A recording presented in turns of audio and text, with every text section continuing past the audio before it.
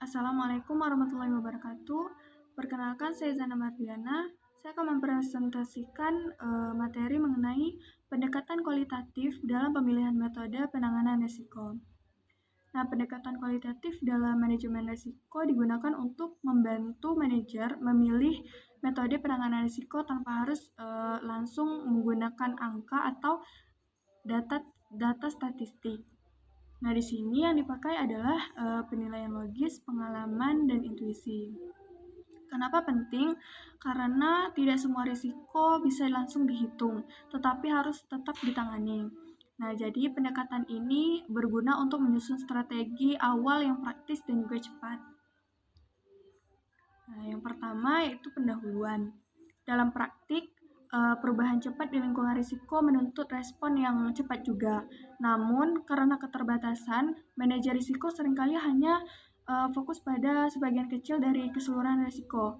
Misalnya hanya kecelakaan industri atau kerugian pengiriman. Padahal peninjauan risiko secara menyeluruh perlu dilakukan secara berkala, baik sendiri maupun dengan bantuan konsultan.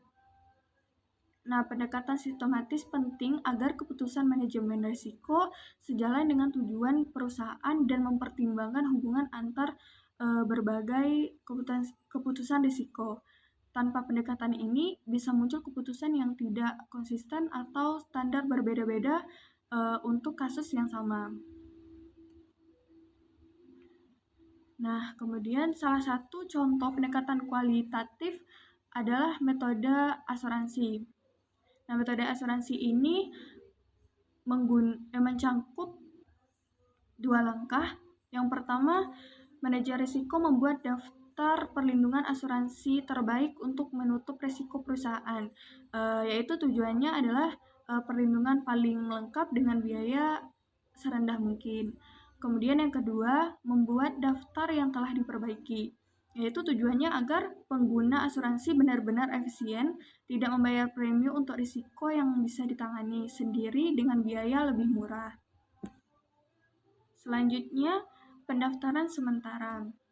Nah, pendaftaran sementara ini merupakan langkah awal di mana manajer risiko membuat daftar sementara perlindungan asuransi untuk perusahaan, yaitu dengan tujuan menentukan kombinasi perlindungan asuransi terbaik sesuai risiko yang dihadapi, menyusun daftar berdasarkan kerugian yang mungkin terjadi, dan juga memastikan perlindungan selengkap mungkin dengan biaya serendah mungkin. Nah, langkah tersebut dibagi menjadi 3 golongan. Yang pertama, perlindungan esensial. Perlindungan ini wajib oleh hukum atau perjanjian atau melindungi dari kerugian besar. Kemudian yang kedua, perlindungan diinginkan. Perlindungan diinginkan yaitu menghindari gangguan operasional tapi tidak menyebabkan tutupnya perusahaan. Kemudian yang ketiga, yaitu perlindungan tersedia. Perlindungan ini untuk kerugian kecil, belum masuk dua kategori yang di atas tadi, yaitu perlindungan esensial dan juga perlindungan diinginkan tadi. Kemudian yang kedua, membuat daftar yang telah diperbaiki. Nah, setelah daftar sementara itu lengkap, manajer risiko lalu meninjau kontrak dalam masing-masing golongan untuk menciptakan di antara kerugian itu yang mungkin bisa ditangani lebih memuaskan dengan cara-cara lain. Misalnya, kontrak-kontrak yang dikeluarkan dari golongan yang esensial mungkin meliputi perlindungan terhadap pertama kerugian yang bisa dipindahkan kepada pihak lain atau bukan perusahaan asuransi dengan biaya yang lebih murah dari premi asuransi. Kemudian yang kedua, kerugian yang bisa dicegah atau dikurangi sedemikian sehingga tidak lagi merupakan kerugian yang parah. Kemudian yang ketiga, kerugian yang terjadi demikian seringnya sehingga kerugian itu dapat diperkirakan dengan seksama. Nah, dalam hal ini asuransi mandiri lebih menarik karena menghemat pengeluaran. Selanjutnya, contoh implementasi strategi risiko terintegritas. Nah, strateginya itu yang pertama ada penghindaran.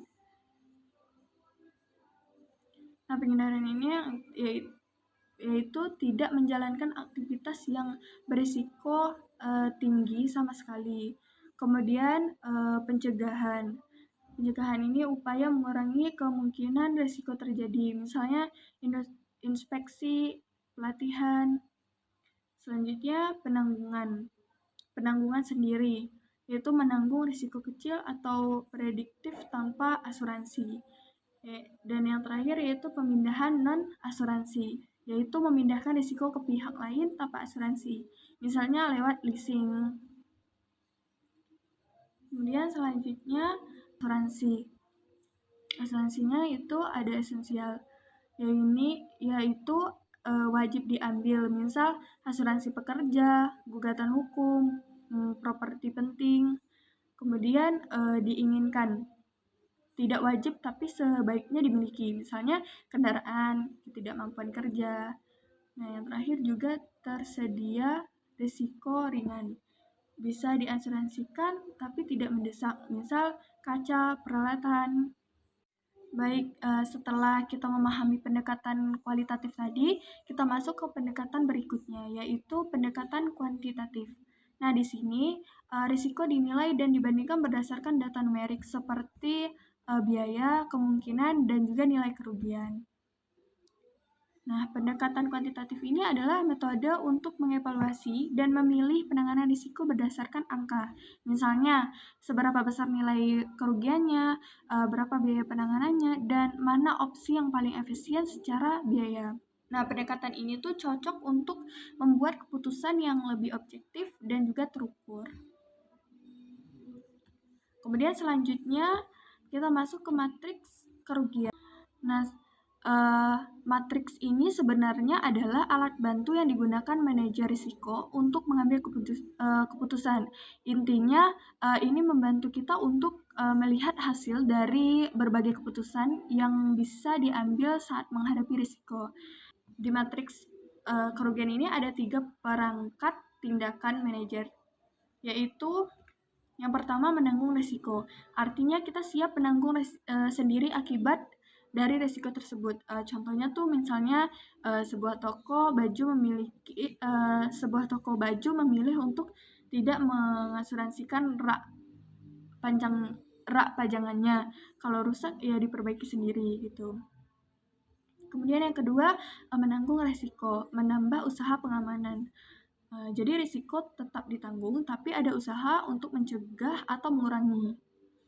Contohnya itu seperti misalnya masih dengan toko baju tadi, mereka tetap tidak punya asuransi tapi memasang CCTV dan alat pemadam kebakaran untuk mengurangi kemungkinan kebakaran atau pencurian.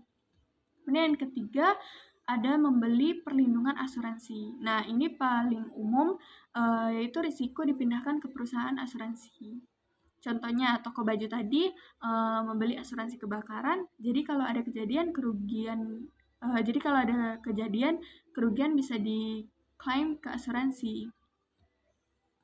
Kemudian ada dua kategori kerugian. Nah, dalam matriks ini kita juga harus tahu ada 2 jenis kerugian utama yang perlu diperhatikan. Yang pertama, kerugian kebetulan. Kerugian yang terjadi karena peristiwa yang tidak terduga. Contohnya kebakaran, banjir, pencurian, atau kecelakaan kerja.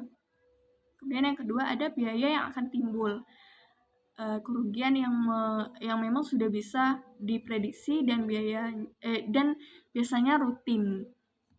Contohnya biaya servis AC tiap bulan, biaya pengecekan keamanan, atau premi asuransi.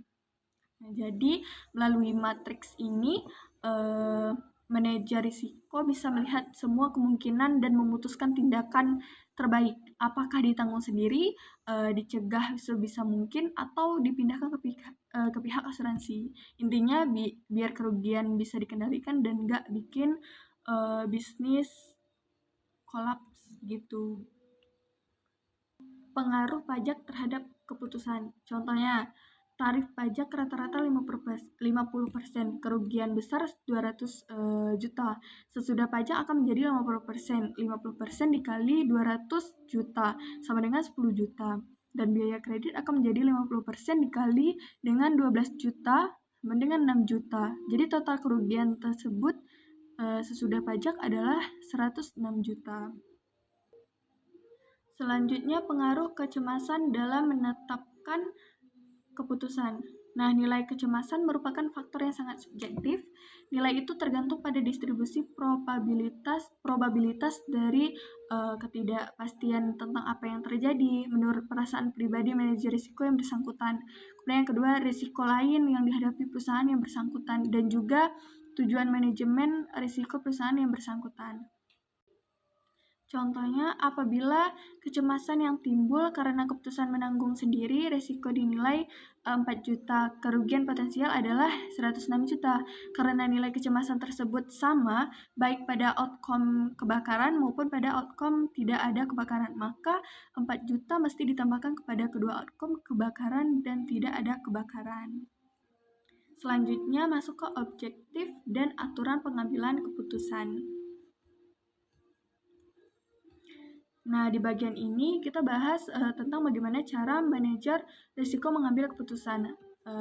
Tentu saja tujuannya adalah meminimalkan kerugian, tapi strategi pengambilannya bisa berbeda tergantung pada suatu hal yang penting.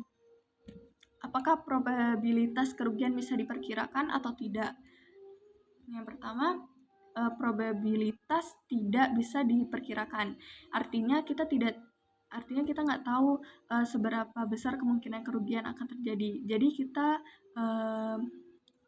kita bisa ambil pendekatan hati-hati. Tujuannya yaitu meminimumkan kerugian potensial yang maksimum selama periode yang bersangkutan dan meminimumkan kerugian potensial yang minimum dalam periode yang bersangkutan. Kemudian, probabilitas dapat diperkirakan. Nah, dalam hal ini kita sudah punya data dan tahu kemungkinan yang terjadi. Jadi, keputusan bisa lebih tepat sasaran. Tujuannya meminimumkan kerugian yang berkenaan dengan outcome yang paling mungkin dan meminimumkan kerugian selama periode kebijaksanaan itu. Selanjutnya, metode kecemasan dan pembelian asuransi. Faktor yang mendorong orang membeli asuransi yaitu yang pertama, membuang kecemasan akibat fluktuasi dalam kerugian kebetulan. Kedua, menanggung sendiri kerugian kebetulan yang dapat diasuransikan akan menimbulkan kerugian kebetulan yang tak dapat diasuransikan. Ketiga, mungkin faktor pajak menyebabkan membeli asuransi lebih menguntungkan. Dan keempat, memperkirakan kerugian dihitung sendiri lebih besar dari perkiraan pihak asuransi. Dan yang kelima, nilai servis yang disediakan pihak asuransi, seperti inspeksi keselamatan dan penyesuaian kerugian. Baik, hanya itu yang dapat saya jelaskan mengenai pendekatan kualitatif dan juga kuantitatif. Assalamualaikum warahmatullahi wabarakatuh.